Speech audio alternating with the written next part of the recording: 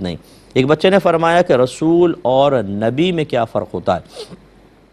دیکھیں، نبی تو وہ ہوتا ہے جو اللہ تبارک و تعالیٰ کی طرف سے پیغام لے کر آتا ہے اور وہ امت تک پہنچاتا ہے اور مطالبے پہ معجزہ وغیرہ بھی دکھاتا ہے، اور یہ نبوت جو ہے یہ کوئی کسبی شے نہیں ہے کہ آپ اور میں محنت سے حاصل کر لیں، وحبی ہوتی ہے۔ وحبی کا مطلب جو تحفتاً دی جائے، یہ اللہ کی طرف سے دی جاتی ہے، لیکن نبی کوئی نئی کتاب نئی شریعت لے کر نہیں آتا، جبکہ رسول جو ہوتا ہے وہ نبی ہی ہوتا ہے، لیکن اس میں ایک وصف زائد ہوتا ہے کہ وہ نئی شریعت کے ساتھ آتا ہے۔ تو اس کا مطلب ہے کہ جو رسول ہوں گے وہ نئی شریعت ایک نئی کتاب کے ساتھ آتے ہیں، وہ سابقہ نبی کی شریعت پہ نہیں چل رہے ہوتے، جبکہ نبی جو ہوتا ہے جب بیچ میں آئے گا تو وہ سابقہ رسول کی شریعت ہی لے کے چل رہا ہوگا، وہ اپنی کوئی نئی شریعت انٹروڈیوس نہیں کراتا، یعنی اللہ کی طرف سے کوئی نئی شریعت پیش نہیں کرتا ہے۔ تو بس یہ دونوں بنیادی فرق ہوتا ہے نبی اور رسول میں، کہ دونوں اللہ کے بھیجے ہوئے بندے ہوتے ہیں، اللہ کا پیغام لے کر آتے ہیں، دونوں کی طرف وحی آتی ہے، دونوں کو معجزات عطا کیے جاتے ہیں، لیکن نبی پر نئی کتاب نئی شریعت نازل نہیں ہوتی، رسول کے اوپر